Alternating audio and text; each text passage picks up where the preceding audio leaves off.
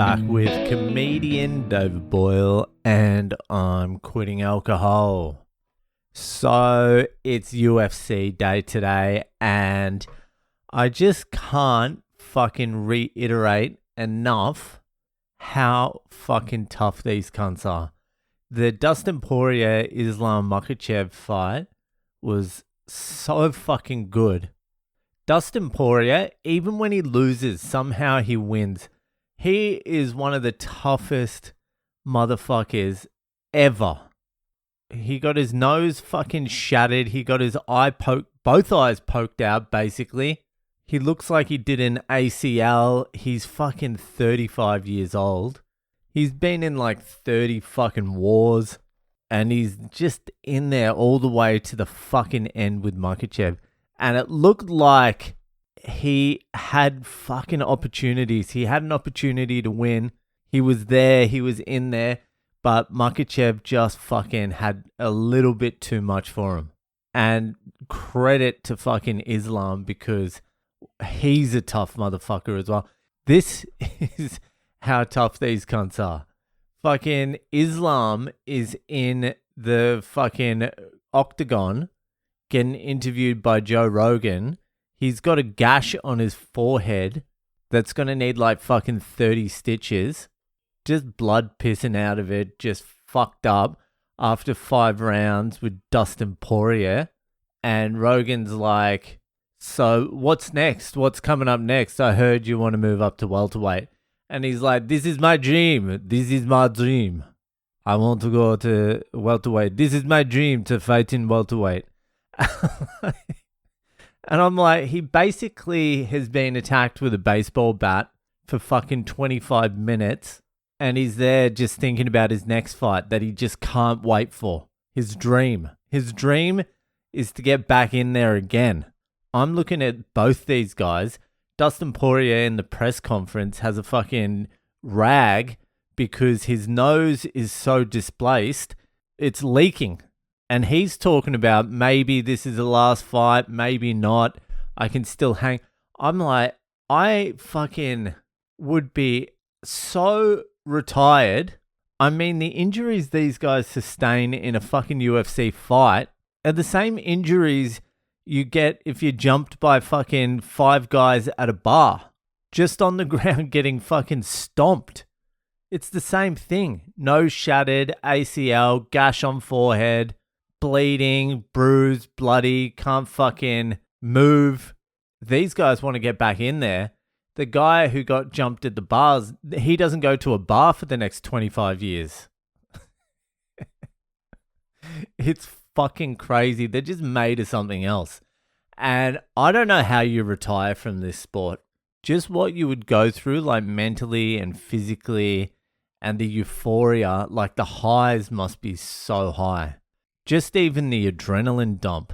I mean, I bomb at an open mic in front of 4 people, and I have an adrenaline dump, and you have to go eat a kebab or something to get it under control.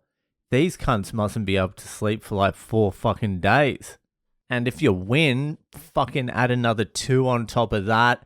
The whole build up to it, walking out, just the crowd going mental. It's so primal as well.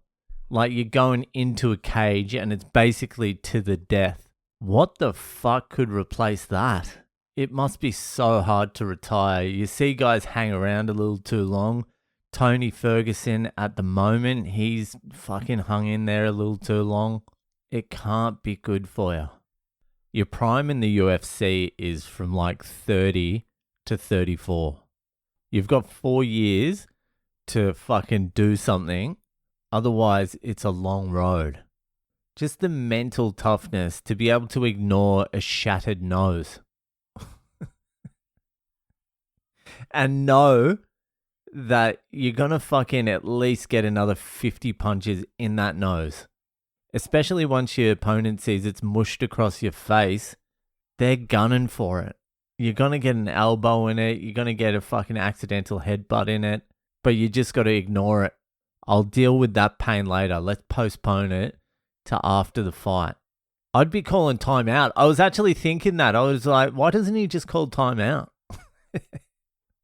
Just put that tee up. time out. Just let me feel my nose for a second. Let me see where it is and see if I want to continue. But Poirier just so fucking tough, just pulls his shorts up, gets back in there. Jesus Christ, it was such a good fucking fight. I was so gutted Poirier lost as well. I put 110 on him. I put $110 on him. It was 110 out of the rent as well that my wife doesn't know about. I was so confident fucking Poirier was going to win. I was like, I'll just use a little bit of the fucking rent money. Why fucking not? He's paying 6-1. He'll win and then fucking I'll just slide it back in there. No one will know what's going on. Didn't quite work out like that, did it? I'm also taking risks out here. There's also an adrenaline dump for me after he lost.